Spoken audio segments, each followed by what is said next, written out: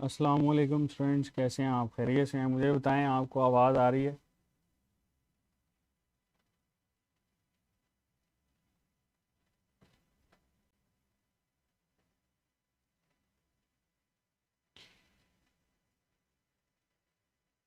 Ji ji, I am good. आप सुनाएं बेटा, खैरियत से हैं सारे?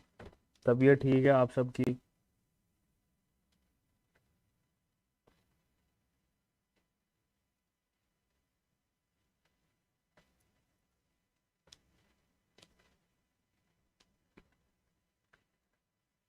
जी जी, आई एम गुड। बेहतर हूँ पहले से। दुआएं आपकी, बस दुआ कर दिया करें।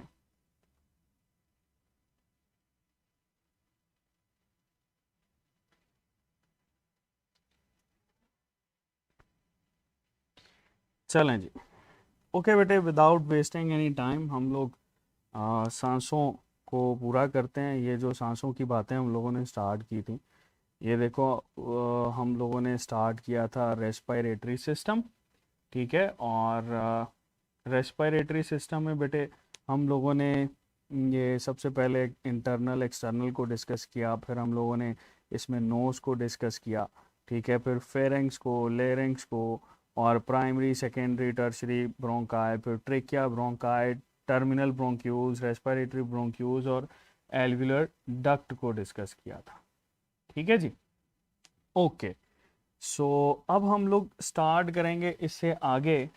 और आपको पता है कि हमारे पास ये लंग्स के बारे में कुछ चीज़ें हम लोग डील करेंगे, फिर उसके बाद लेकर चलेंगे मज़ीद क्वेश्चंस को।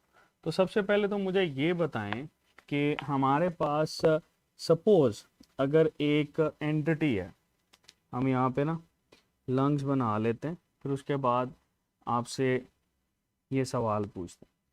सपोज़ बेटे वी हैव ट्रेकिया। ये ट्रेकिया बेटे हमारे पास बाइफरकेट किया। ठीक है। हम प्राइमरी ब्रोंकाई की बात कर रहे हैं। और यहाँ से हम लोगों ने ये बना लिया, दैट इज लंग्स। ठीक है जी। चलो, अब हमारे पास बेटे क्वेश्चन ये आता है। सपोज एक छोटा सा बच्चा है जिसको हम यहाँ पे रेहान समी की बात कर लेते हैं। रेहान हमारे पास एक लड़का है। ठीक है। रेहान समी। रेहान समी जो है ना, इसने एक छोटा सा ग्राम, ग्राम बेसिकली बोलते हैं चने को। ठीक है। ये छोटा बच्चा है, इसने चना जो है ना वो अपने नोज के अंदर एंटर कर लिया। जैसे ही नोज में जाता है तो नोज में जाने के बाद रेस्पिरेटरी ट्रैक्ट में आ गया। ठीक है। मतलब ट्रेकिया में आएगा। तो सवाल ये है कि ट्रेकिया में आने के बाद क्या ये आपके पास राइट लंग के अंदर जाएगा या लेफ्ट लंग के अंदर जाएगा? किस में जाने के चांसेस ज़्यादा हैं? बताएं। मैं आपसे ये क्वेश्चन का आंसर एक्सपेक्ट कर रहा हूँ। मुझे बताएं बेटा, तब तक मैं इसको लंग्स में मज़ीद चीज़ें ऐड करता हूँ।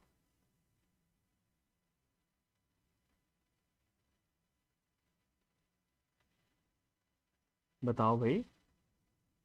अच्छा जी, लेफ़्ट लेफ़्ट लेफ़्ट लेफ़्ट। तस्लीम कह रहे हैं राइट।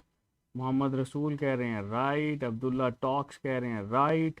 और ये जुजाजा जदून कह रहे हैं लेफ़्ट।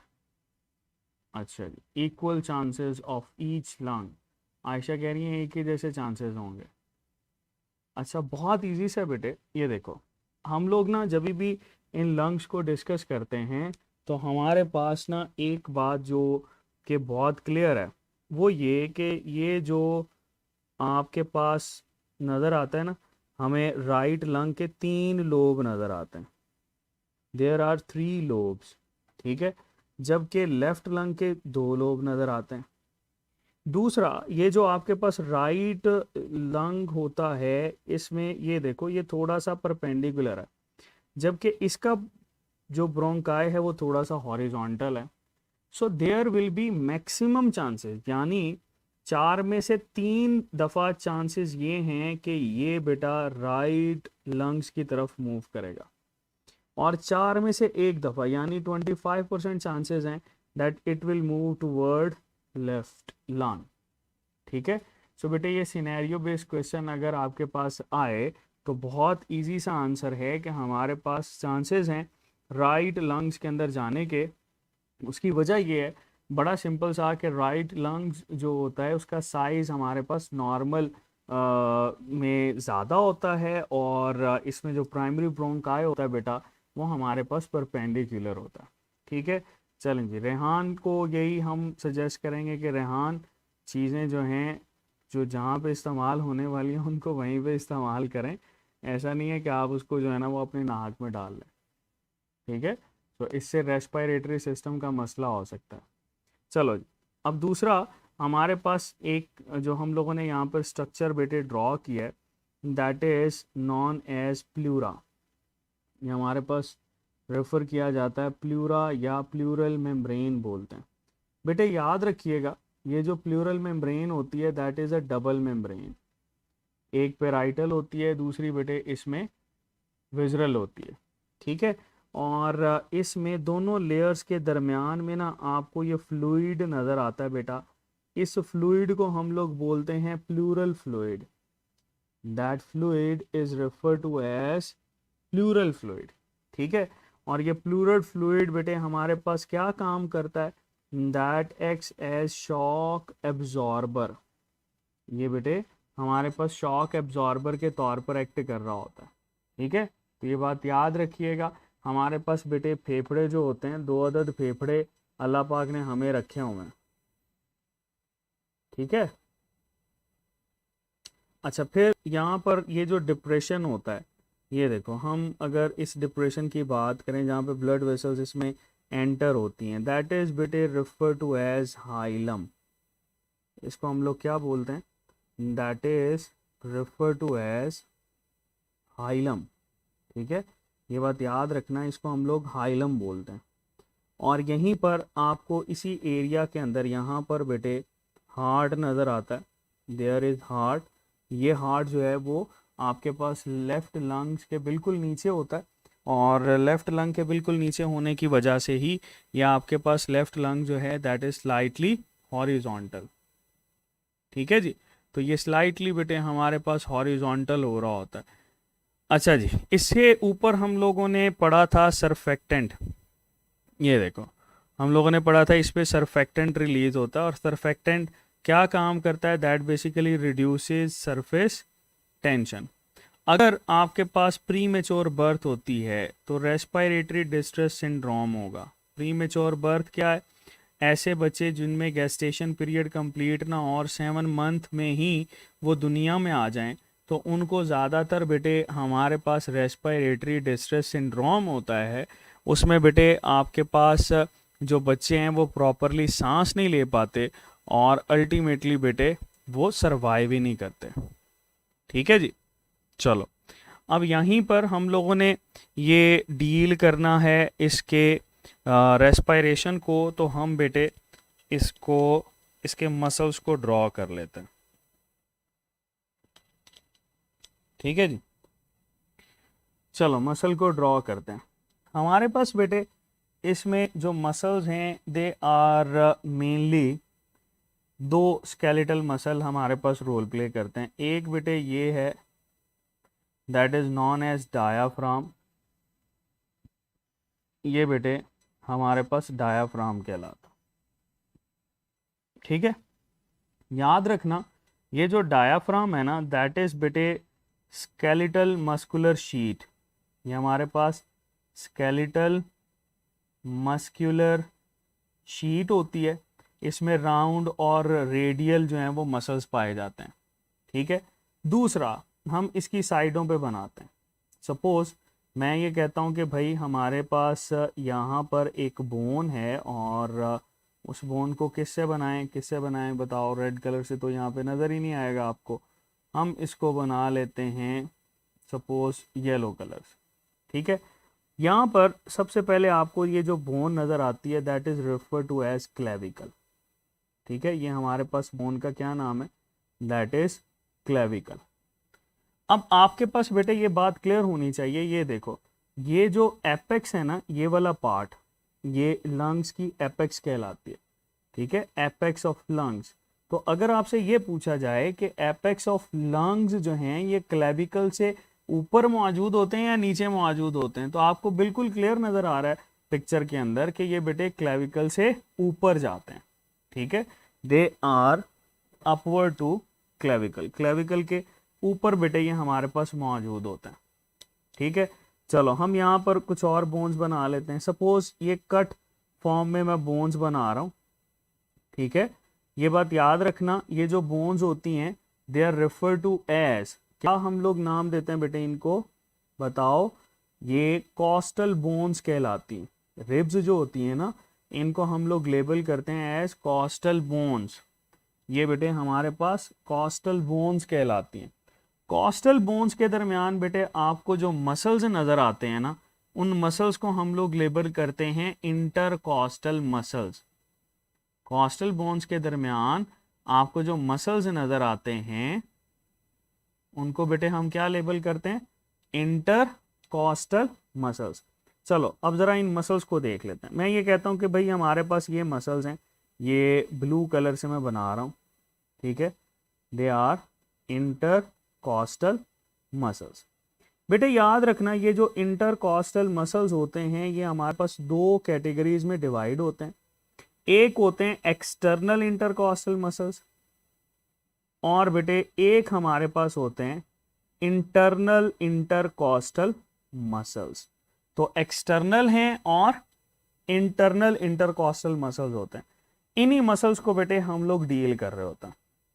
ठीक है जी, अब बेटे दो तरह के मसल हमारे पास आ गए, स्केलेटल मसल, जिनकी वजह से आपके पास यहां पर बेटे रेट ऑफ ब्रीदिंग को कंट्रोल किया जाता है। इस ब्रीदिंग को हम लोग वेंटिलेशन भी बोलते हैं। ब्रीदिंग या बेटे ये हमारे पास वेंटिलेशन भी कहलाती है। मुझे आप लोग ये बताओ कि वेंटिलेशन का नॉर्मल रेट कितना होता है? क्या हमने प्रीवियसली इसको डिस्कस किया था? वेंटिलेशन जो होती है उसका नॉर्मल रेट कितना होता है? नहीं डिस्कस किया, बताओ जरा। वेंटिलेशन जो है इसका नॉर्मल रेट कितना होता है? अगर आपसे पूछा जाता है भाई नॉर्मल आप बताओ कितनी दफ़ा पर मिनट इसको डील कर रहे हो, तो हमारे पास 15 से 20 दफ़ा आपको इंस्पिरेशन और एक्सपिरेशन नज़र आती है पर मिनट। ठीक है, ओ भाई 72 टाइम्स कहाँ पे आ गया अमल मलिक, वो तो हार्ट बीट होती है। ठीक है, अगर आप लोग एक्सरसाइज करते हो तो एक्सरसाइज करने के बाद ये हमारे पास ऊपर चला जाता है, दैट इज अबाउट 30, 35 या 40 टाइम्स पर मिनट भी चला जाता है। ठीक है, ये नॉर्मल और एक्सरसाइज का आप लोगों को पता होना चाहिए। अब एक और चीज़ यहाँ पर सुनते जाओ, ये आपके पास एक एक्स्ट्रा है, इसको सुन लो। वो ये कि अगर हमारे पास रेट ऑफ रेस्पिरेशन नॉर्मल से ज़्यादा हो उसको बोलते हैं टेकेप्निया, ये अब नॉर्मल है। टैकी का मतलब होता है तेज़। ठीक है, और अगर ये बेटे नॉर्मल से भी स्लो हो तो उसको बोलते हैं ब्रेडिपनिया। ब्रेडी का मतलब होता है स्लो, तो टैकी का मतलब तेज, ब्रेडी का मतलब स्लो। अगर ये टर्म आपके पास यूज की जाती हैं तो आपको ये पता होना चाहिए कि टैकी और ब्रेडी का मतलब क्या होता है। ठीक है, तो बेटे यही हमें अंडरस्टैंड करेंगी ये सीखने में कि हमारे पास ये जो ब्रीदिंग होती है ये इसमें क्या क्या चीजें जो हैं वो ऐड हो सकती हैं। क्लियर? क्लियर? चलो अब जरा इसमें से मजीद क्वेश्चंस की तरफ चलते हैं ताकि आपको आइडिया हो जाए। देखो बेटे हमारे पास ये जो ब्रीदिंग होती है इसके दो फेजेस हैं। एक बेटे हमारे पास आ जाती है फेज जिसको हम लोग बोलते हैं इंस्पिरेशन। ठीक है जी, दूसरी हमारे पास फेज आ जाती है जिसको बोलते हैं एक्सपीरेशन। सो इंस्पिरेशन और एक्सपीरेशन इसी को ही बेटे हम लोग बोलते हैं कि एक्सपीरेशन जो होती है ये हमारे पास एक्सहेलेशन कहलाती है, और बेटे इंस्पिरेशन जो होती है इसको हम लोग बोलते हैं इनहेलेशन, हवा का बॉडी के अंदर जाना, इनहेलेशन और एक्सहेलेशन। ठीक है जी, तो ये आपके पास बेटे दोनों की दोनों स्टेप्स हैं। किसके स्टेप्स हैं? They both are steps of breathing. Normal phenomena है हमारे पास ब्रीदिंग जिसके ये स्टेप होते हैं। ठीक है, अच्छा अब बेटे यहां पर सुनो, ये जो ब्रीदिंग होती है ये आपके पास वॉलेंट्री कंट्रोल भी होती है। तो मुझे ये बताओ कि वॉलंटरी इसको कंट्रोल कौन करेगा? वॉलंटरी इसको कंट्रोल करेगा सेरिब्रम। ये कुछ हद तक आप इसको कंट्रोल कर सकते हैं, ठीक है। अगर आपसे ये पूछा जाए कि इनवॉलंटरी जो ब्रीदिंग होती है, इनवॉलंटरी उसको कौन कंट्रोल करेगा?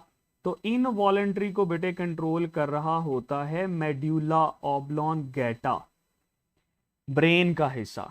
हाँ, अगर वो ये कहे कि पैटर्न ऑफ ब्रीदिंग, तो पैटर्न ऑफ ब्रीदिंग बेटे फिर आंसर जो है ये इरफान कुरैशी वाला सही करेंगे, पोन्स, ठीक है। अगर पैटर्न की टर्म नहीं ना यूज कर रहा बेटे, तो तब आपके पास आएगा मेड्यूला। चलो, अब आपके पास एक और चीज पूछी जाती है कि इसमें भाई ये जो सेंटर होता है, इंस्पिरेशन का सेंटर, ये कहां पर होता है? बताओ, बहुत इजी सा है, आप बता सकते हैं इसको। बताओ, मेड्यूला ऑब्लोंगेटा में ये ब्रीदिंग का सेंटर कहां पर होता है? बताओ भाई।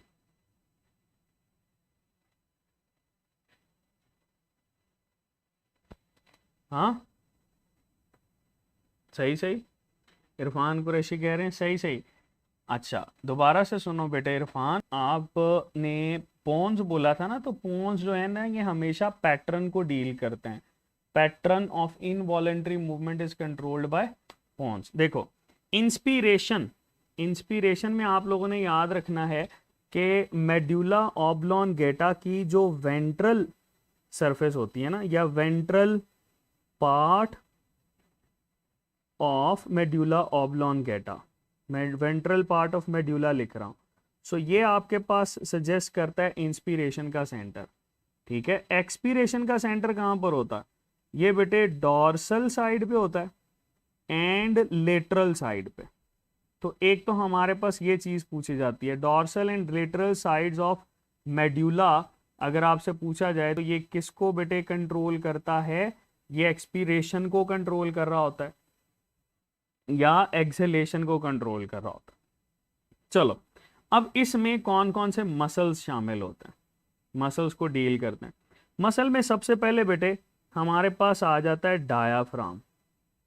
देयर इज डायाफ्राम, ठीक है। और डायाफ्राम ऊपर हम लोगों ने ड्रॉ भी किया था कि ये जो डायाफ्राम होता है that is a skeletal muscular sheet, ठीक है। इंस्पिरेशन के दौरान डायाफ्राम पे क्या असर पड़ता है?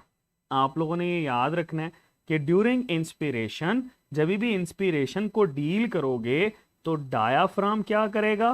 कॉन्ट्रैक्ट, डायाफ्राम विल कॉन्ट्रैक्ट, ठीक है। और जब ये कॉन्ट्रैक्ट करेगा बेटे, that will becomes less Doom like, ठीक है। ये हमारे पास बेटे लेस डूम लाइक हो जाएगा। अगर ये लेस डूम लाइक होगा तो हम ये भी तो कहेंगे कि स्पेस जो है वो चेस्ट कैविटी के अंदर इंक्रीज कर जाएगी। अगर स्पेस इंक्रीज कर रही है तो चेस्ट कैविटी में प्रेशर क्या हो जाएगा? प्रेशर डिक्रीज कर जाएगा, ठीक है।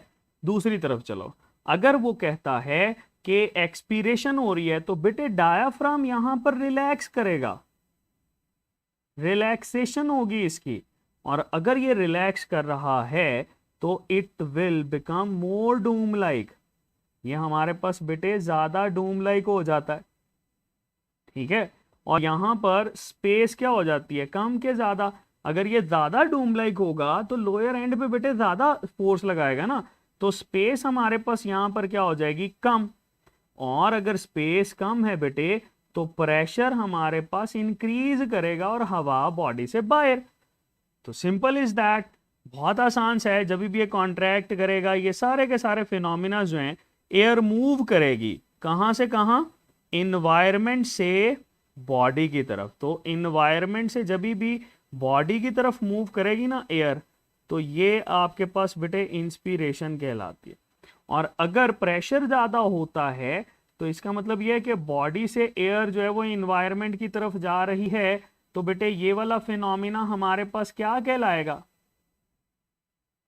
ये वाला फिनोमिना कहलाता है दैट इज एक्सपीरेशन, रिलैक्सेशन। आप लोगों ने वो गाना सुना है, वो काफी पुराना है, माधुरी दीक्षित का, ठीक है। और वो कहती है 1 2 3 4 5 6 7 8 9 10 11 12 13 सुना है? बताओ जरा किस किसने सुना है, बताओ भाई, किस किसने सुना है ये गाना, हैंड रेज करके बताओ। अच्छा जी, सुजाजा ने सुना है, इसने सुना है, चलो सब ने सुना है, कशमाला ने भी सुना है, उस्मा ने भी सुना है। अच्छा, आपने क्या करना है, आपने दोबारा से इसको जरा सुनना है, और यहाँ पे आपने ये देखना है कि माधुरी दीक्षित साहबा जो हैं, जब भी ये गाने पे परफॉर्म कर रही हैं, तो उसमें रेट ऑफ रेस्पिरेशन के ऊपर क्या इफेक्ट हो रहा है, क्या वो रेट ऑफ रेस्पिरेशन इंक्रीज हो रहा है, डिक्रीज हो रहा है, तो आपको फौरी तौर पर जो है चेंजेस नज़र आएंगी। ठीक है, तो आप बेटे इसको, अगर किसी ने नहीं देखा, डॉक्टर आरिफा ने नहीं देखा, तो आप बेटे इसको देख सकते हैं, सो अपने लेजर टाइम में देखिएगा। चलें आगे चलते हैं।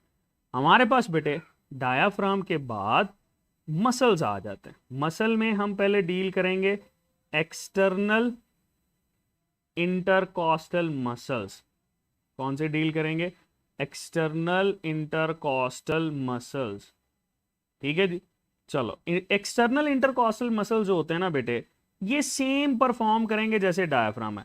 ये इंस्पिरेशन के दौरान ये भी कॉन्ट्रैक्ट करेंगे, और एक्सपीरेशन के दौरान ये भी बेटे रिलैक्स करेंगे। इनमें भी आपको रिलैक्सेशन नजर आएगी। ओके, चलो ये बेटे हमारे पास जो है इसमें कॉन्ट्रैक्शन नजर आती, लेकिन ये बेटे जो एविडेंटली डिफरेंस नजर आता है वो आपको इंटरनल इंटरकॉस्टल मसल शो करते हैं। इंटरनल इंटरकॉस्टल मसल्स जो रिस्पॉन्ड शो करते हैं, उनका रिस्पॉन्ड जो होता है बेटा, ये हमारे पास हमेशा इसके ऑपोजिट होगा।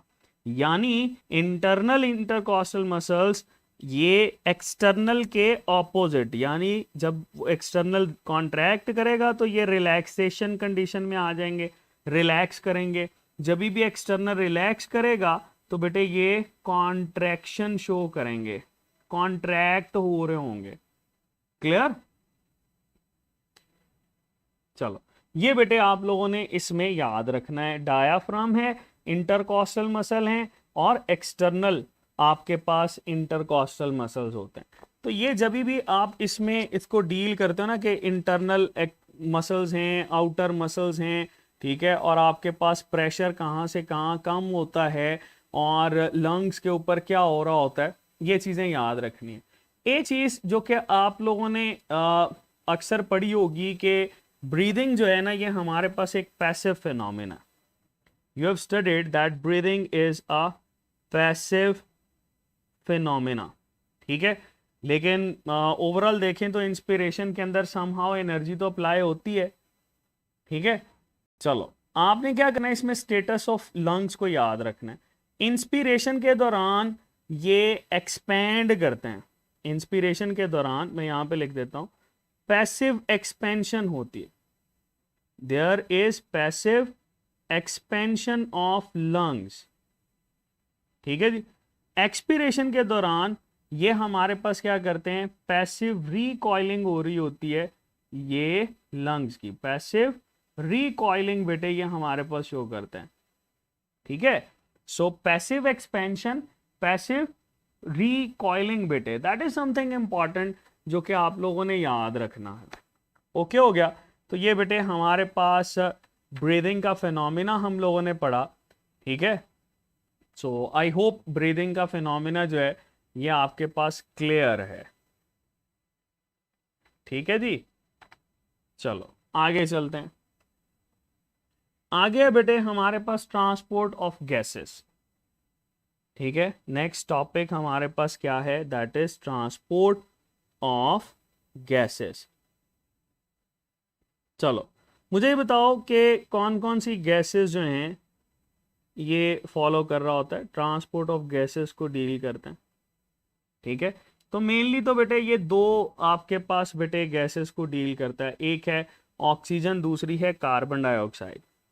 अच्छा ये सारा हम लोग डील करेंगे, लेकिन इससे पहले ना आप लोगों ने ये यहाँ पर याद रखना है that we have a cell over here. ठीक है, ये सपोज हमारे पास RBC है। ठीक है, दैट इज RBC। आरबीसी के अंदर हम लोगों ने पढ़ा है कि भाई यहाँ पर ना 95% हीमोग्लोबिन होती है और 5% बेटे इसमें एंजाइम होता है। सपोज अगर मैं इसको यूं ड्रॉ कर लेता हूँ, थोड़ा सा बड़ा कर लेते हैं इसको ना, ताकि आप मज़ीद चीज़ें जो है वो ऐड कर सको। चलो जी, हमने थोड़ी सी बाइकन के फॉर्म बना ली इसकी, दैट इज़ बेटे आरबीसी। यहाँ पे हम बनाते हैं इसका हीमोग्लोबिन का स्ट्रक्चर। हीमोग्लोबिन जो है ये बेटे ग्लोबिन चेन आ गई और इसके हेड आ गए। आपको पता कि इसकी जो ग्लोबिन चेन होती है इसके एंड पे अमाइनो ग्रुप मौजूद होता है, ठीक है, और ये इसका हेड होता है। चलो जी, अब पहला तो सवाल बेटे जो यहाँ पर हमारे पास बनता है कि हीमोग्लोबिन जो है, फर्ज कर लो हम ये कहते हैं हीमोग्लोबिन, हीमोग्लोबिन हीमोग्लोबिन जो है फर्ज कर लो एक मीडियोकर फैमिली से बिलोंग करने वाला मेल है, ठीक है, थोड़ा सा अंडरस्टैंड करना है, इट विल हेल्प यू। अब मीडियोकर फैमिली से बिलोंग करने वाला एक मेल है, फर्ज करो हम ये कहते हैं कि जी ये हमारे पास यहाँ पर कौन नज़र आ रहा है, इरफान कुरैशी साहब नज़र आ रहे हैं, ठीक है जी। तो हम ये कह देते हैं कि हमारे पास भाई ये जो हीमोग्लोबिन है ना, ये कौन है, इरफान भाई हैं, ठीक है जी। इरफान भाई को हम ये कह देते हैं कि ये हमारी हीमोग्लोबिन है, ठीक है। अब इरफान भाई, सपोज इरफान भाई का एडमिशन हो जाता है, अल्लाह करे इनका एडमिशन हो जाता है मेडिकल कॉलेज में, हॉस्पिटल में नहीं, मेडिकल कॉलेज में, ठीक है। चलो, तो इरफान भाई की लाइफ में बहुत सारी गैसेस आती हैं। जैसे यहाँ पर मैं इनसे पूछता हूँ, इरफान भाई मुझे बताएं, इरफान कुरैशी के आपको सबसे फेवरेट हीरोइन कौन सी है, आपकी सबसे फेवरेट हीरोइन कौन सी है?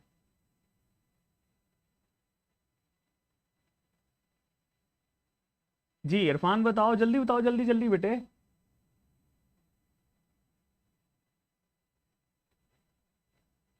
इरफान बेटे बताओ, सबसे फेवरेट हीरोइन कौन सी है जो आपको अच्छी लगती है? ठीक है, इट विल हेल्प यू कि आप जो है ना इसको याद कर सकोगे। चलो, मुझे लगता है इरफान भाई जो है ना ये मूवीज नहीं देखते। अच्छा जी, शायान मलिक कह रहे हैं श्रद्धा, यमुना जैदी, हाँ हाँ। चलो हम थोड़ा सा भाई बात करते हैं एमा वॉटसन की। हम ये कहते हैं कि ये हीमोग्लोबिन की लाइफ में ना एमा वॉटसन है, ठीक है। एमा वॉटसन एक ऐसी गैस है जो कि हीमोग्लोबिन उसके लिए बहुत ज़्यादा अट्रैक्शन रखती है, बहुत ज़्यादा अट्रैक्शन रखती है, लेकिन उसको अचीव नहीं कर सकती, ठीक है।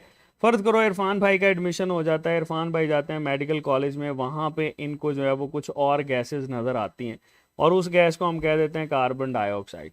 हीमोग्लोबिन का बड़ा दिल होता है कि कार्बन डाइऑक्साइड के साथ अटैच हो और हंसी खुशी ज़िंदगी बसर करे, लेकिन जैसे ही इनके 5 साल एमबीबीएस के पूरे होते हैं तो इरफान भाई को यानी हीमोग्लोबिन को इनके घर वाले बुला लेते हैं, ठीक है। इसके अब्बा जी बुलाते हैं, कहते हैं भाई वापस आओ, ठीक है। वापस आके इसको ना फोर्सफुली प्रेशर लगा के कहते हैं भाई देखो आपकी आपकी डिग्री कंप्लीट हो गई है, अब आपने सुकून से जो है ना, ये आपकी खाला की बेटी है या आपकी फूफो की बेटी है, ठीक है, उसके साथ आपने ज़िंदगी गुजारनी है हंसी खुशी।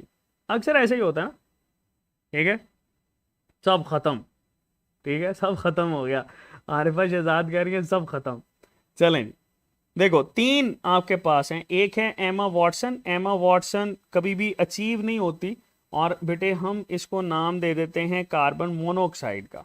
दूसरी है कार्बन डाइऑक्साइड और तीसरी है भाई फुफ्फो की बेटी या खाला की बेटी जो है ऑक्सीजन, ठीक है। हीमोग्लोबिन का बिल्कुल दिल नहीं है कि वो ऑक्सीजन के साथ अटैच हो, लेकिन फिर भी वो उसके साथ अटैच होती है और उसके अटैचमेंट की वजह क्या है, जस्ट प्रेशर, ठीक है। प्रेशर लगेगा तो हीमोग्लोबिन ऑक्सीजन के साथ अटैच होगी, प्रेशर कम कर दोगे ना तो हीमोग्लोबिन ऑक्सीजन को रिलीज कर देगी, ठीक है।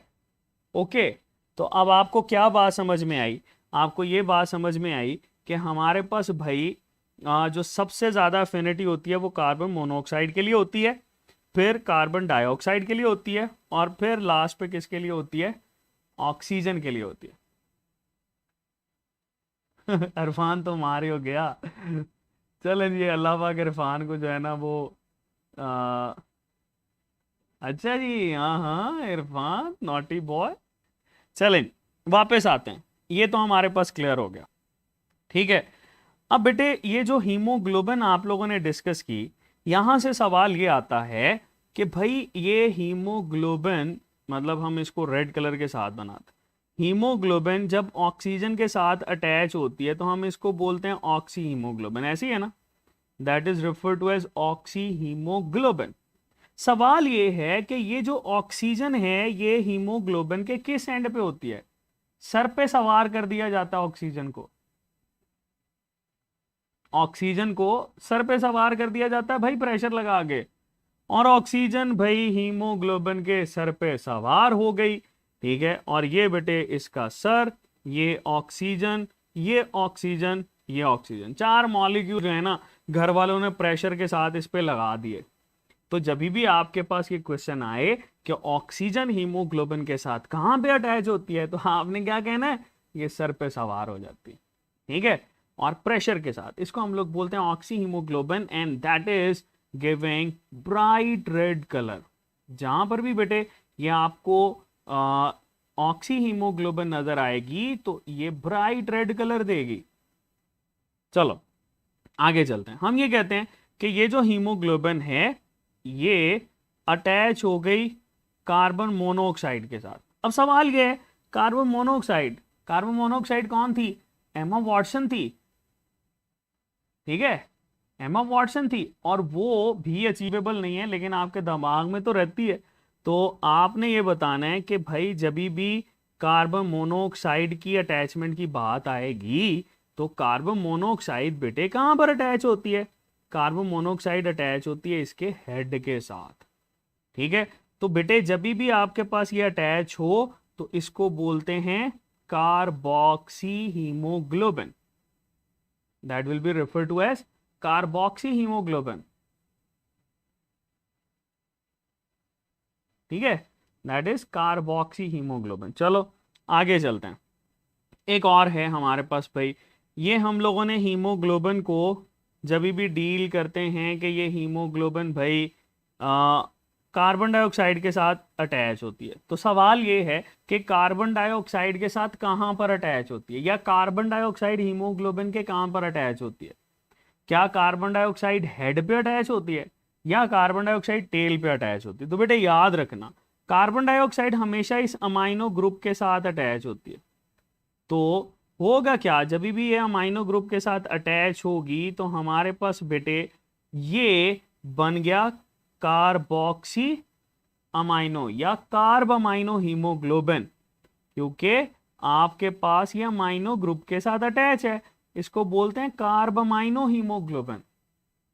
ठीक है, लेकिन बेटे अक्सर ये जैसे पंजाब की बुक में है, फेडरल में भी एक जगह पे मेंशन है कि कार्बन डाइऑक्साइड को भी ना कार्बोक्सी लिख देता है, लेकिन आपने अगर ये ऑप्शंस हो तो आपने हमेशा कार्बन डाइऑक्साइड को कार्बमाइनो हीमोग्लोबिन लिखना है। ठीक है, अच्छा फिर एक और चीज, ये जो हमारे पास बेटे हीमोग्लोबिन होती है ना, ये प्रोटॉन के साथ भी अटैच हो जाती है। जैसे ही प्रोटॉन के साथ अटैच होगी तो इसको बोलते हैं acidic haemoglobin, that will be refer to as acidic haemoglobin. ठीक है, और ये प्रोटॉन कहां पर अटैच होते हैं? प्रोटॉन हमेशा इसकी साइड चेन पे अटैच होते हैं, हीमोग्लोबिन की साइड चेन पे अटैच होते हैं। सपोज यहां पे प्रोटॉन अटैच हो गया, यहां पर हो गया, तो जैसे ही प्रोटॉन अटैच होंगे तो बेटे आप इसमें डील करोगे कि ये ऑक्सीजन रिलीज को प्रेफर करते हैं। ठीक है, चलो हम फैक्टर्स को डील कर लेते हैं यहां पे, ताकि आगे जब हम इसका स्ट्रक्चर डील करें, ट्रांसपोर्टेशन डील करें, सो आपको एक क्लियर आइडिया हो। Let's make factors over here. हमारे पास भाई यहां पर आगे फैक्टर्स, और फैक्टर्स में हम लोग पहले डील करते हैं oxygen carrying capacity. Oxygen carrying capacity, oxygen carrying capacity क्या होती है? कि ऑक्सीजन को एक जगह से भाई दूसरी जगह लेकर जाना, और दूसरा है ऑक्सीजन रिलीज। तो बेटे यही तो सवाल बनते हैं ना इससे। जी जी, इरफान बहुत नॉटी बच्चा है, कोई बात नहीं। शरारती होना अच्छी बात है, लेकिन बदतमीज होना अच्छी बात नहीं है। शरारत करें अच्छी बात है। चलो जी, हमारे पास बेटे फैक्टर्स की बात करते हैं। अगर कार्बन डाइऑक्साइड ज्यादा हो जाती, अगर कार्बन डाइऑक्साइड ज्यादा करते हैं तो जितनी ज्यादा कार्बन डाइऑक्साइड अटैच होगी ना हीमोग्लोबिन के साथ, उतनी ही बेटा ऑक्सीजन कैरिंग कैपेसिटी क्या हो जाएगी, कम। ऑक्सीजन कैरिंग कैपेसिटी कम। और अगर ऑक्सीजन कैरिंग कैपेसिटी कम है तो इसका मतलब क्या है कि ऑक्सीजन रिलीज ज्यादा है। ऑब्वियसली एक ही बात है, ठीक है। चलो, अगर हम इसकी जगह पे डील करें टेम्परेचर, आपको पता है बेटे जहां पर भी टेम्परेचर ज्यादा होता है यानी मेटाबॉलिज्म ज्यादा होता है, तो अगर टेम्परेचर आप ज्यादा करोगे ना तो इसके साथ भी ऑक्सीजन कैरिंग कैपेसिटी कम हो जाएगी, ऑक्सीजन रिलीज ज्यादा हो जाएगी, ठीक है। अच्छा, फिर टेम्परेचर के बाद हम यहां पर डील करते हैं प्रोटॉन को। हम लोगों ने बताया था कि प्रोटॉन यानी हाइड्रोजन आयन अगर ज्यादा करोगे तो इससे भी ऑक्सीजन कैरिंग कैपेसिटी कम और ऑक्सीजन रिलीज बेटे ज्यादा हो जाएगा। जी जी इरफान, इंशाल्लाह आपका एडमिशन भी हो जाएगा, खाली फेमस ही नहीं हुई, आप मशहूर भी हो जाएंगे बेटा। अच्छा जी, प्रोटॉन डॉक्टर भी बनेंगे इंशाल्लाह इंशाल्लाह। प्रोटॉन जो है बेटा ये हमारे पास मौजूद। अब पीएच की बात करें तो पीएच हमेशा ज्यादा करने से ऑक्सीजन कैरिंग कैपेसिटी ज्यादा होगी और ऑक्सीजन रिलीज बेटे हमारे पास कम होगी। अगर आपको ये बात समझ में आए तो वेल एंड गुड, ना समझ में आए तो आपने ये याद रखना है कि जो काम प्रोटॉन करेगा ना उसके ही ऑपोजिट काम पीएच करेगी। बिकॉज प्रोटॉन बढ़ाते जाओगे तो पीएच क्या होती जाएगी बेटे, कम होती जाएगी, ठीक है। प्रोटॉन की कंसंट्रेशन बढ़ाते जाओगे तो पीएच क्या होती जाएगी, कम। तो ये तो दोनों एक दूसरे के ऑपोजिट है ना, तो इस वजह से बेटे इनके एक्शन भी ऑपोजिट होंगे। चलो, हम लोगों ने फैक्टर पढ़े, ये ऑक्सीजन पढ़ी, और फिर भाई हमारे पास आगे चलते हैं।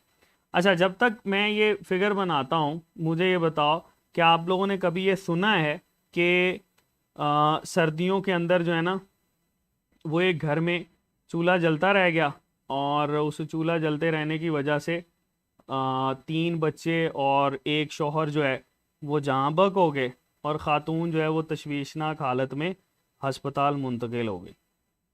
क्या कभी ये सुना आपने, ऐसी खबर सुनी है?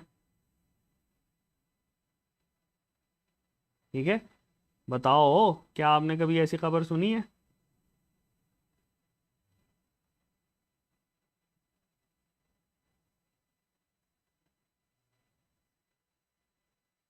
बिल्कुल सुनी होगी कि हमारे पास भाई किसी के घर में सर्दियों में क्या हुआ, ये भाई हीटर ऑन ही रह गया। हीटर ऑन रहा, उसकी वजह से क्या हुआ कि सुबह को देखा तो बच्चे जो हैं वो फौत हुए हुए हैं, जो शौहर है वो भी फौत हुआ हुआ है, लेकिन खातून जो है वो तशवीशनाक हालत में मुंतकिल। अब मुझे ये बताओ कि खातून क्यों नहीं मरती, हालांकि खातून भी तो वहीं पे थी। खातून क्यों नहीं मरती, खातून को भी तो मरना चाहिए। अब मुझे ये ना कह देना कि सर हमेशा बुराई का रसा दराज होता है ठीक है, इसका मतलब ये है आज सारी खवातीन को बुरा कह रहे हैं। बताओ खातून क्यों नहीं मरती, बताओ इसका आंसर बताओ। चलो 5 रुपए दूंगा, बताओ कौन बताएगा।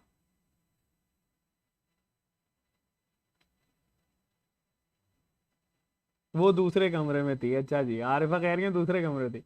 यस सर, बहुत सुना है, पता नहीं आयशा को पता नहीं है। खातून स्ट्रांग होती हैं सर। अच्छा जी, उसने ही हीटर बंद नहीं किया था। अच्छा, चलो एक बात सुन लो, सुन लो सुन लो सुन लो, सुन लो बेटे, शाबाश, सुन लो, इधर देखो।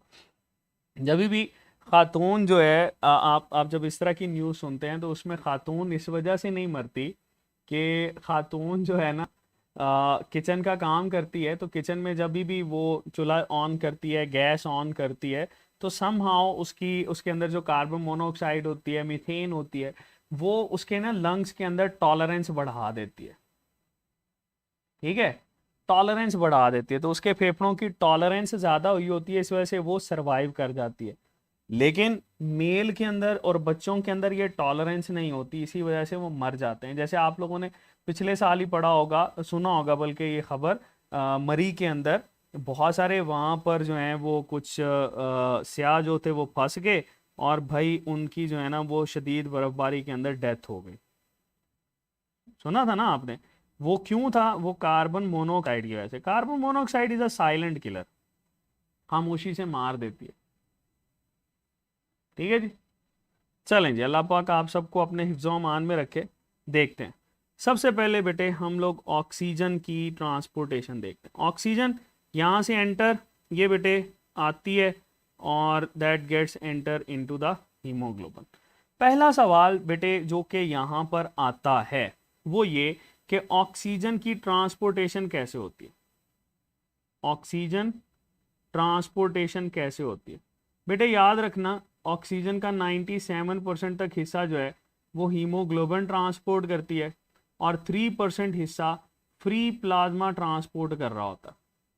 ठीक है, अगर इसमें एक्सचेंज की बात की जाए, इसमें एक्सचेंज कितना होता है, तो ये बात याद रखना कि इसमें एक्सचेंज जो है वो 5 ml ऑक्सीजन का होता है पर 100 ml ऑफ ब्लड। ठीक है, ये एमसीक्यूज आप लोगों ने याद रखना है। अब एक और सवाल यहां पर आता है कि भाई ये जो ऑक्सीजन है इसने आरबीसी तक या हीमोग्लोबिन तक पहुंचने तक कितने सेल्स क्रॉस किए, या कितने बेटे इसने फॉस्फोलिपिड बाइलेयर क्रॉस किए? तो ये सवाल जब आपके पास आता है तो आपने क्या करना है, सबसे पहले भाई ये स्क्वेमस एपिथेलियम लेयर बना लेनी। There is squamous epithelial layer, मतलब ये हम एल्वियोलाई की एक सेल की लेयर बना रहे हैं।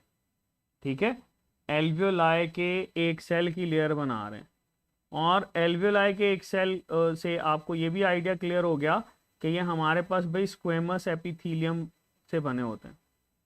They are composed of squamous epithelium cells. अच्छा, अब स्क्वेमस एपिथेलियम के नीचे हमें बेटे ये हम ग्रीन कलर से बना लेते हैं, एंडोथीलियल सेल्स नज़र आते हैं। ये किसके बेटा? कैपिलरी के। तो सपोज ये कैपिलरी के सेल्स हम लोगों ने बना लिए, यहाँ पर ये भी कैपिलरी के सेल आ गए। ठीक है, इस कैपिलरी के सेल के दरमियान में हमें बेटा ये आरबीसी नज़र आता है। ठीक है, इसका मतलब ये है कि आपने बेटे ये बताना है कि ऑक्सीजन जो है ये बाहर से जब अंदर मूव करेगी तो कितने आपके पास मेम्ब्रेन्स क्रॉस करती है। तो पहला तो ये वाली मेम्ब्रेन हो गई ना इसमें एंटर होने के लिए, दूसरा इससे बाहर जाने के लिए, तीसरा एंडोथीलियम के सेल में एंटर होने के लिए, चौथा एंडोथीलियम के सेल से बाहर निकलने के लिए, और पांचवा आरबीसी के अंदर एंटर होने के लिए। ठीक है, तो बेटे हमारे पास मेम्ब्रेन्स यहां पर कितनी हो गई? 5।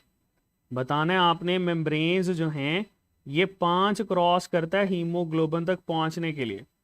अगर लिपिड बाइलेयर की बात करें, लिपिड बाइलेयर की बात करें, तो लिपिड बाइलेयर भी बेटे ये कितनी क्रॉस करता है? 5, क्योंकि एक मेम्ब्रेन में एक ही लिपिड बाइलेयर होती है ना। ठीक है, और एक मेम्ब्रेन के अंदर अगर लिपिड लेयर की बात करें तो बाय का मतलब होता है 2। तो लिपिड लेयर अगर हम लोग मेंशन करेंगे तो इसको 2 के साथ मल्टीप्लाई करोगे तो 5 इंटू 2 विल बी 10, यानी 10 लिपिड की लेयर होती हैं। अच्छा, फिर अगर वो कहे कि कितने सेल्स क्रॉस करता है, तो वो डेफिनेटली आप लोग सही कह रहे हैं कि 2 सेल्स को क्रॉस करता है आरबीसी तक पहुंचने के लिए। सिमिलरली बेटे ये सवाल बिल्कुल ऑपोजिट आपके पास पूछा जाता है कि जब कार्बन डाइऑक्साइड मूव करती है इससे वायर की तरफ, तो उसके लिए भी सेम यही चीज अप्लाई होगी। ठीक है, so keep this in your mind. हम लोग चूंकि ऑक्सीजनेटेड ब्लड को फॉलो कर रहे हैं तो यहाँ पे ऑक्सीजन कैरी हुई, ऑक्सीजन कैरी। ठीक है, ये ब्लड कौन सा है हमारे पास? That blood is refer to as, कौन सा ब्लड बेटे? आर्टीरियल ब्लड है, that is arterial blood. Arterial blood में नॉर्मली ऑक्सीजन ज्यादा होती है, लेकिन बेटे यहां पर एक एक्सेप्शन भी है। बताओ कौन सी आर्टरी होती है जिसमें ये फॉलो नहीं कर रहा होता? आर्टीरियल ब्लड में अगर हम लोग इसकी बात करें बेटा तो 55 ml या 54 ml मेंशन किया जाता है। तो आप लोगों ने बेटे ये बात याद रखनी है कि यहाँ पर आपके पास एक होती है pulmonary artery. Pulmonary artery, pulmonary artery इसको फॉलो नहीं करती, ठीक है, ये एक्सेप्शन है, वो इसको फॉलो नहीं कर रही होती, ठीक है। अच्छा अब वापस आओ, मैंने एक और चीज भी बताई थी आपको कि ऑक्सीजन हमेशा प्रेशर के साथ अटैच होती है। तो यहां पर अगर प्रेशर पूछा जाएगा तो लंग्स के लेवल के ऊपर प्रेशर होता है 60 mm ऑफ Hg, जिससे बेटे ये हमारे पास ऑक्सीजन जो है वो सेल तक जाती है। ओके चलो, ये बेटे ऑक्सीजनेटेड ब्लड जो है ये हमारे पास आ गया, ये इस लेवल के ऊपर जिसको टिश्यू लेवल बोलते हैं। अब यहाँ पर टिश्यू लेवल के ऊपर भाई ऑक्सीजन रिलीज करनी है, तो ऑक्सीजन रिलीज करने के लिए यहाँ से जो मेटाबॉलिज्म के दौरान कार्बन डाइऑक्साइड बन रही है तो ये इसके अंदर एंटर भी तो होगी ना। तो आप यहाँ पे कार्बन डाइऑक्साइड ट्रांसपोर्टेशन को देख लो। कार्बन डाइऑक्साइड ट्रांसपोर्टेशन में बेटे आप लोगों ने ये याद रखना है कि 70% इसकी जो ट्रांसपोर्टेशन होती है ना वो HCO3 माइनस की फॉर्म में होती है, यानी बाइकार्बोनेट, ठीक है। 23% इसकी जो ट्रांसपोर्टेशन होती है ना बेटे ये हीमोग्लोबिन के थ्रू होती है। बाकी की रिमेनिंग 7% जो है वो फ्री प्लाज्मा या बेटे आपके पास प्लाज्मा प्रोटीन्स कर रही होती है, ठीक है। अगर बेटे इसमें एक्सचेंज की बात करें तो एक्सचेंज हमारे पास होता है 4 ml पर 100 ml ऑफ ब्लड, ठीक है। 4 ml पर 100 ml ऑफ ब्लड हो रहा होता, ठीक है बेटे। तो ये बात आप लोगों ने इसके साथ याद रखनी है। Oxygen transportation, carbon dioxide transportation हमारे पास ऐड किया जाता है। Okay done. अब वापस जरा ऊपर चलो, ये जहां पे हम लोगों ने हीमोग्लोबिन बनाई, ठीक है। अब यहाँ पे सपोज कर लो कि आपके पास भाई ये कार्बन डाइऑक्साइड है, ठीक है। कार्बन डाइऑक्साइड जो है ये इसके अंदर एंटर होती है। जैसे ही बेटे कार्बन डाइऑक्साइड इसके अंदर एंटर होती है तो कार्बन डाइऑक्साइड जो है वो फौरी तौर पर बेटे वाटर के साथ मिलती है। कार्बन डाइऑक्साइड किसके साथ मिलती है? वाटर के साथ, ठीक है। और हमारे पास बनता है H2CO3, ठीक है। ये कौन सा एंजाइम बेटे इसको कैटालाइज करवाता है? कार्बोनिक एनहाइड्रेज एंजाइम, याद रखना। अब H2CO3 जो है बेटे ये हमारे पास टूटता है, इससे बनेगा प्रोटॉन और इससे बनेगा बेटे HCO3 माइनस, ठीक है, क्लियर। अब ये जो बेटे प्रोटॉन होगा ये प्रोटॉन मूव करेगा टूवर्ड्स दिस लेटरल साइड, यहां पे जाके अटैच होगा तो ऑक्सीजन का रिलीज ज्यादा करेगा, ठीक है। और ये जो बेटे बाइकार्बोनेट है फिर इसका क्या किया जाता है? बाइकार्बोनेट को इस सेल से बाहर निकाला जाता है। लेकिन अगर बाइकार्बोनेट को सेल से बाहर निकालेंगे तो बेटे प्लाज्मा की जो आपके पास पीएच है वो भी तो डिस्टर्ब हो जाएगी ना ब्लड की। तो होता क्या है, ये बेटे यहां से क्लोराइड आयन को सेल के अंदर लेकर जाता है और बाइकार्बोनेट को बाहर लेकर जाता है, ठीक है। वहां से फिर बाइकार्बोनेट सोडियम के साथ अटैच होके और सारा का सारा फिनोमिना शो करता है। अब यहां पर इस फिनोमिना को हम लोग क्या बोलते हैं? दैट इज बेटे refer to as chloride shift, या इसको बेटे हेम्सबर्गर फिनोमिना भी बोलते हैं। That is Hamburger phenomena, burger phenomena, burger, ठीक है। जैसे बर्गर बचे होता है ना वैसे ही बर्गर फिनोमिना होता है। तो दैट इज हेम्सबर्गर फिनोमिना, ठीक है। बाइकार्बोनेट बाहर, क्लोराइड अंदर, ये बेटे क्लोराइड शिफ्ट कहलाता है। सो आई होप आपको ये चीज समझ में आई है। चलो अब यहां पर वापस आते हैं। कार्बन डाइऑक्साइड अंदर जाएगी, ठीक है। जैसे ही कार्बन डाइऑक्साइड बेटे इसके अंदर जाएगी there will be the release of oxygen. ये बेटे ऑक्सीजन जो है इस सेल से बाहर आएगी, ठीक है। अब जब कार्बन डाइऑक्साइड बेटे इसके साथ अटैच हो गई है तो हम इसको डीऑक्सीजनेटेड ब्लड बोलते हैं, and this deoxygenated blood will carry towards the site of alveoli, ठीक है। चलो अब दोबारा से हम इसकी बात कर लेते हैं इरफान की। फर्ज करो इरफान के साथ ना फोर्सफुली प्रेशर के साथ अटैच हो गई फुप्पो की बेटी, और वो फुप्पो की बेटी क्या है, ऑक्सीजन, ठीक है। ये एक दिन ऑक्सीजन को कहता है चलाओ भाई घूमने चलते हैं, और उसको भाई ये सी व्यू में, अगर कराची में तो सी व्यू में ले जाता है, वहां पे इसको नजर आती है कार्बन डाइऑक्साइड। अब प्रेशर भी कम है, कार्बन डाइऑक्साइड भी ज़्यादा है, तो ये ऑक्सीजन को रिलीज करेगा। तो यहाँ पे प्रेशर कितना होता है टिश्यू लेवल के ऊपर, 20 mm ऑफ Hg होता है, जिसकी वजह से ऑक्सीजन रिलीज ज़्यादा होती है। तो बेटे ये कार्बन डाइऑक्साइड को पिक करता है, हंसी खुशी जिंदगी गुजारता है। लेकिन क्या ऑक्सीजन कहती है ना भाई ऐदा नहीं होना, ठीक है, ऐदा नहीं, ऐसे तो मैं तुम्हारी जान नहीं छोड़ूंगी। वो घर जाती है, घर जाके शिकायत लगाती है अपने अब्बा को, अपने भाइयों को। वो कहते हैं ना जी ना, वो फिर हीमोग्लोबिन को ज़रा तबीयत साफ करते हैं उसकी, और उसको कहते हैं इंसान बनो और वापस इसके साथ अटैच हो जाओ। तो वापस फिर बेचारे हंसी खुशी ज़िंदगी गुजार रहे होते हैं। तो ये आपने बेटे इसमें याद रखना है, हो जाएगा। तो ये बड़ा इंपॉर्टेंट है बेटे, ये यहाँ पर कि हमने ये जो डिस्कस किया है, और यहीं पर आप मज़ीद ऐड कर सकते हो कि ये चूंकि हमारे पास वीनस ब्लड है, तो वीनस ब्लड के अंदर कार्बन डाइऑक्साइड ज़्यादा होगी, ठीक है। और इसमें भी एक्सेप्शन होती है, कौन सी एक्सेप्शन है बेटे, that is pulmonary vein. Pulmonary veins और पल्मोनरी आर्टरीज में एक्सेप्शन होती है।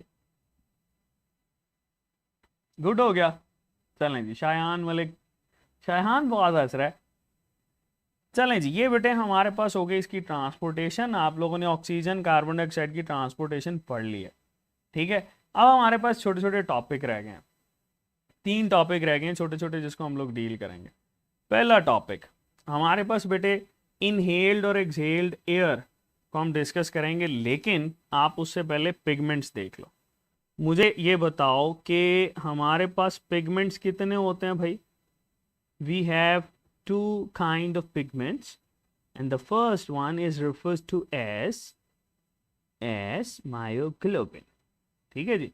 ये बेटे हम इसको मायोग्लोबिन बोलते हैं।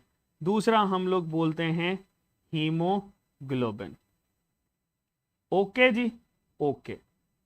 अब मायोग्लोबिन को तो ये भी कहा जाता है कि ये भाई हमारे पास मसल हीमोग्लोबिन है। Myoglobin is also known as muscle haemoglobin, ठीक है। चलो आपके पास ये पूछा जाता है कि भाई इसमें पॉलीपेप्टाइड चेन्स कितनी होती हैं। पॉलीपेप्टाइड चेन्स तो मायोग्लोबिन में फकत 1 होती है, हीमोग्लोबिन के अंदर बेटे 4 होती हैं, ठीक है। अब अमाइनो एसिड भी देख लो, अमाइनो एसिड्स देखें तो अमाइनो एसिड बेटे हमारे पास ये जो हीमोग्लोबिन होती है, हम लोगों ने प्रोटीन के अंदर पढ़ा था, 574 अमाइनो एसिड होते हैं। मायोग्लोबिन के अंदर 153 अमाइनो एसिड होता है। फिर आपसे ये पूछा जाता है कि भाई इसमें ऑक्सीजन स्टोर कौन करता है, तो myoglobin is responsible for oxygen storage, ठीक है। और बेटे ये हीमोग्लोबिन जो है that is responsible for oxygen carrier. Okay हो गया, ऑक्सीजन स्टोरेज ऑक्सीजन कैरियर के तौर पर ये हमारे पास मौजूद होते हैं। फिर सवाल ये आता है कि मायोग्लोबिन कितने ऑक्सीजन के मॉलिक्यूल को स्टोर करता है। ऑक्सीजन मॉलिक्यूल, तो ये सिर्फ और सिर्फ एक ही ऑक्सीजन मॉलिक्यूल को स्टोर कर रहा होता है। हीमोग्लोबिन कितने करता है, 4 कैरी कर रहा होता है। अगर हम लोग ऑक्सीजन एटम्स की बात करें तो बेटे अगर एक मॉलिक्यूल है तो 2 एटम्स होंगे ना, 2 एटम्स को मायोग्लोबिन स्टोर करेगा। सिमिलरली हीमोग्लोबिन में अगर 4 मॉलिक्यूल हैं तो 8 एटम्स होंगे जिसको ये कैरी कर रहा है। ओके जी, ये बेटे हमारे पास भाई ये इसकी मायोग्लोबिन की और हीमोग्लोबिन की हम लोग डिस्कशन करते हैं, ये पिगमेंट्स को डील करते हैं। तो ये आप लोगों ने बेटे इसमें याद रखना है। हो जाएगा ना, कोई मसला तो नहीं।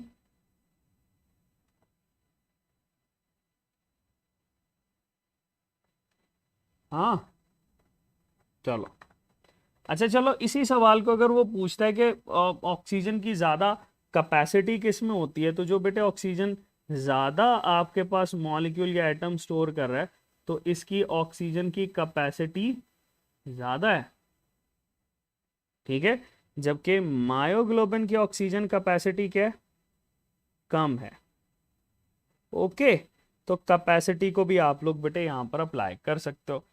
आगे चलते हैं, हमारे पास बेटे आ जाती है दैट इज गैसेस या एक्सचेंज या कंपोनेंट्स भी हम इसको रेफर करते हैं, जो कि आपके पास इनहेल्ड और एक्सहेल्ड एयर में डील किए जाते हैं। चलो, फैक्टर, सबसे पहले हम यहाँ पे लिखते हैं फैक्टर, फिर हम लोग यहाँ पर लिखते हैं इनहेलेशन। इनहेलेशन हवा का अंदर जाना, और एक्सहेलेशन, एक्सहेलेशन में हवा का बॉडी से बाहर आना, एक्सहेलेशन।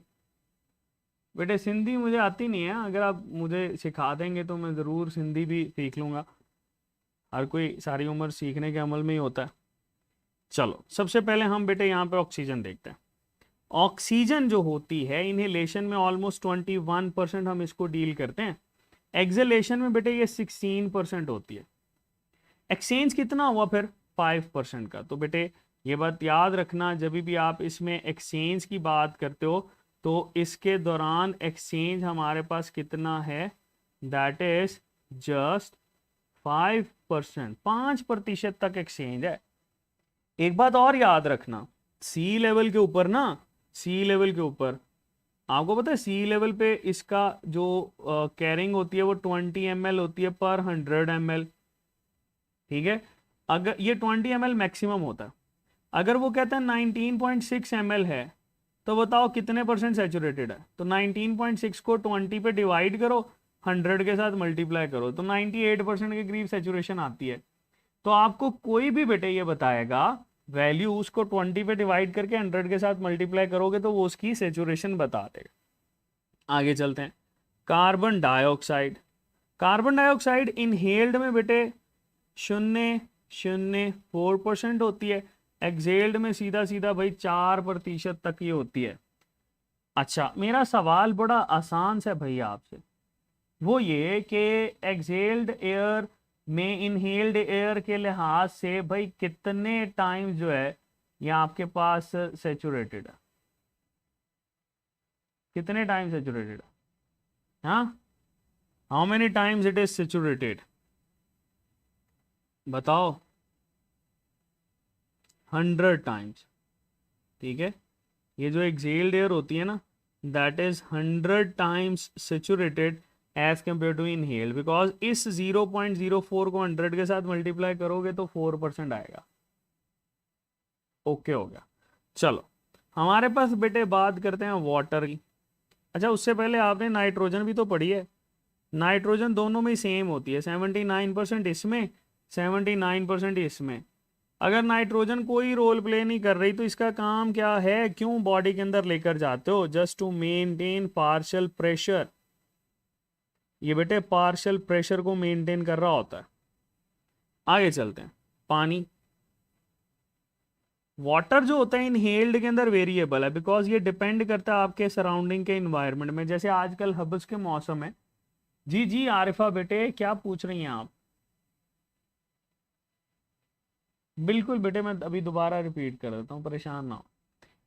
वेरिएबल होता है ना इनहेल्ड और एक्सहेल्ड में, ये हमेशा आपके पास सेचुरेटेड होता है, क्योंकि बॉडी से जब इसने बाहर आना है तो हमेशा सेचुरेशन ही शो करता है, हमेशा ये हमारे पास क्या शो करेगा, सेचुरेशन शो करेगा। बेटे बहुत सिंपल सी वैल्यू है जोहान, 21% जो है वो इनहेल्ड में होता है, 16 एक्सहेल्ड में होता है। तो आप इजीली इसको कंपेयर कर सकते हो कि कितने परसेंट एक्सचेंज हुआ, दैट इज बेटे 5%। ओके, लास्ट पे कैपेसिटीज को देखते हैं, फिर उसके बाद आपके क्वेश्चंस को आते हैं। कैपेसिटीज, बेटे कैपेसिटीज के लिए आप पहले बना लो यहाँ पर ग्राफ।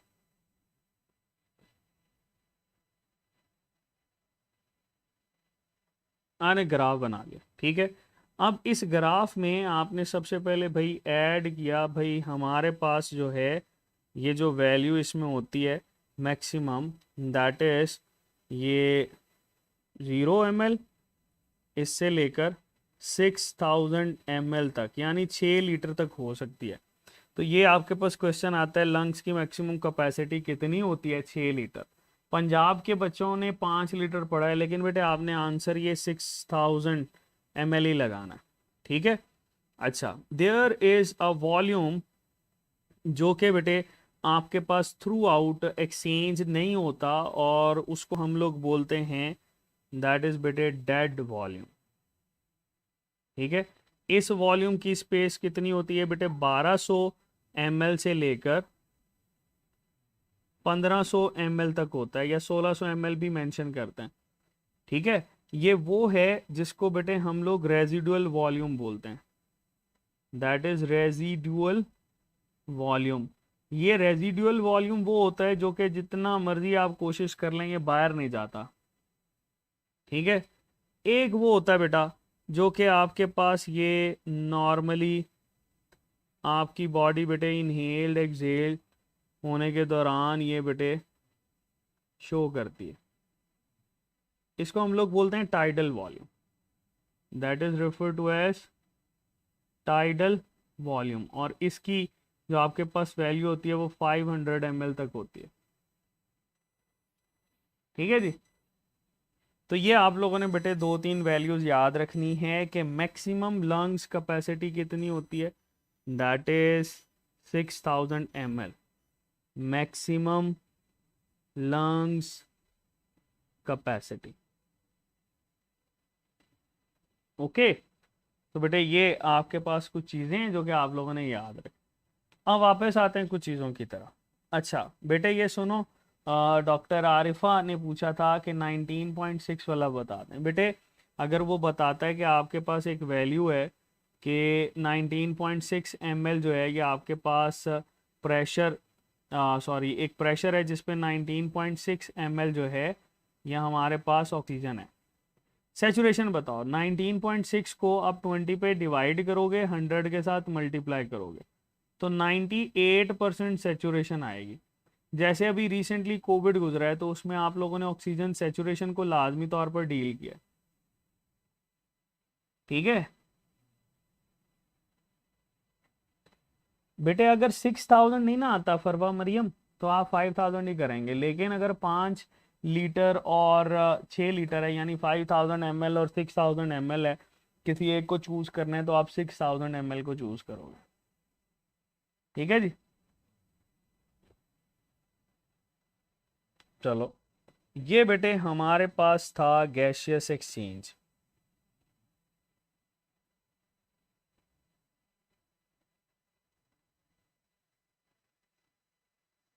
दैट इज बेटे गैसियस एक्सचेंज।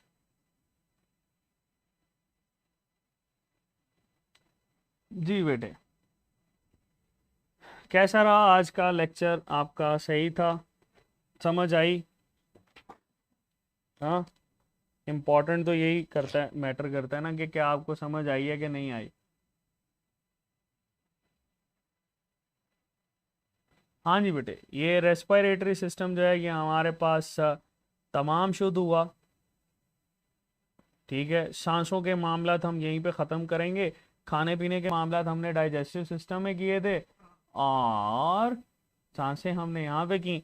नेक्स्ट हम लोग भाई दिल की बातें करेंगे, और इनकी दिल की बातों का टाइम आपको बता दिया जाएगा कि किस टाइम पे हम दिल की बातें करेंगे, ठीक है। आप भी अपने दिल की बातें शेयर कर सकते हैं, हम भी आपके साथ शेयर करेंगे कि दिल क्या होता है और दिल में खून कहाँ से आता है, ओके। ओके, खुश रहें, आबाद रहें, आज़ाद रहें, दूसरों के लिए आसानियाँ पैदा करें, अल्लाह पाक आपके लिए आसानियाँ पैदा करेगा। ओके जी बेटे, अल्लाह हाफ़िज़।